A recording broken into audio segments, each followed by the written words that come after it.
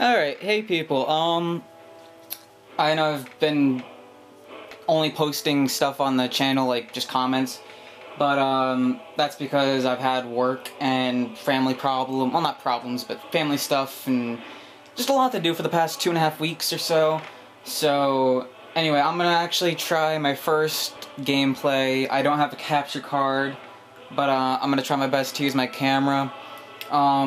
This is just going to be a very simple thing. It's going to be, for Skyrim, obviously, the Oghma Infinium book glitch. If anyone remembers, and obviously I don't know if you can tell the numbers, but that's 1,173. I used to play and still do play this a lot. Anyway, if anybody remembers from, I think it's been in every game, I'm not personally sure because I only really started this game with Oblivion. I've only ever played Oblivion and Skyrim for Elder Scrolls, but, the Oghma Infinium is a book where when you open it up, you usually have to do a pretty long, annoying quest to get it. When you open it up, it says, pick a path, and it'll say, do not read in parentheses if you don't want to read or pick a path yet, and it's essential to the glitch, by the way. Then the path of might, warrior, etc., magic, or sneak, thief, whatever it is, shadow in this game, I believe it is. And it's essential in this game to have a bookshelf. I don't know how it ever was if there was a glitch in the past games, but for this game it's essential. That's the Oghma Infinium right there, on the shelf. This is a character I've gotten to the max level 81, but I made a couple save points because this is my favorite first character, my favorite one overall. I made a couple different save slots throughout the game. This is a Breeze home in Windhelm, or not Windhelm, I'm sorry, Whiterun, the cheapest home you get, and the one you get available for when you complete the first dragon killing quest. It doesn't matter where you have a bookshelf, this is just, in my opinion, the easiest place to find one, because there are bookshelves you can find throughout the game that, are in some of the Jarl's palaces, etc., other people's homes, but you get kicked out after a while for most of them, so... Anyway, just a brief overview of the actual quest. It's this one here, which is called Discerning the Transmundane. I think this is where it starts. It ties into another quest for the Elder Scroll. I'm not going to get into it. I'm just going to give you a very brief overview. You go find this person in a cave, Septimus Cygnus, who disappeared off the face of the earth. He's the only one that knows about the Elder Scrolls. You can go to him before you actually have to do that quest. It'll just kind of speed the main quest along. Basically, he just tells you to do his bidding, basically, to help him. You have to transcribe a lexicon, which is a cube, if anyone doesn't know, which basically means you have to go to a dwarven ruin, and it takes a while, especially if you don't have any fast travel locations near it. I believe for this quest, where you have to go for the lexicon is in the Snowcap Mountains, south of Dawnstar, I think, if I'm remembering correctly. Honestly, I'm not sure. But anyway, you go, there's a dwarven ruin up there somewhere. You God damn, can't I talk today? You transcribe the lexicon, bring it back to him. He says, oh my god, he has, like, an orgasm over it, and then he asks you to get 5 types of blood. Orc, Falmer, which is the Snow Elves, which are kind of like mutated, you'll find them in all the Dwarven ruins, Dark Elf, Wood Elf, and High Elf blood. And when you bring it back to him, he opens the door.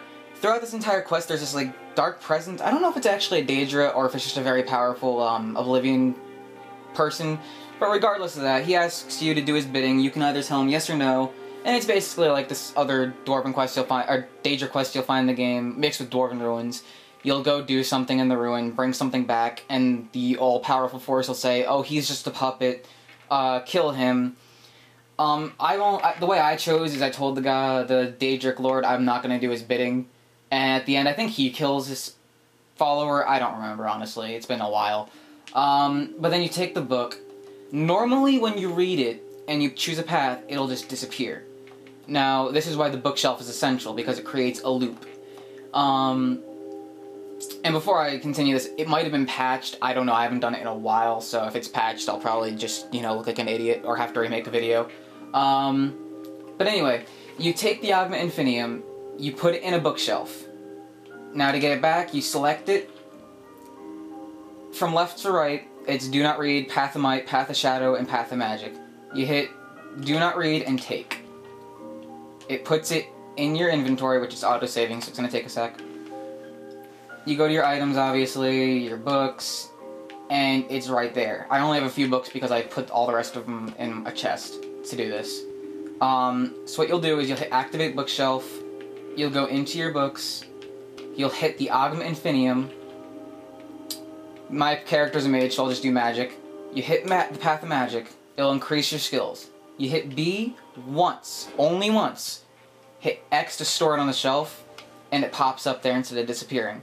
And then like I did before, you just take the book, don't read it, take it, it'll be back in your inventory, you select your bookshelf, you'll go to your books, you'll read it, and it's just a complete loop from there. An entire loop. You just keep selecting the path. 1B button, I know it's going to sound like an idiot for emphasizing it, but some people have listened to me, but hit it twice because they thought that's what I said. Hit X to store it, back out again, and there it is. And then it's a very, very good level grinder. Obviously glitching it though. The only thing you'll notice that'll be different from the previous games with this glitch, if there was a glitch, is with the Oghma Infinium in this game.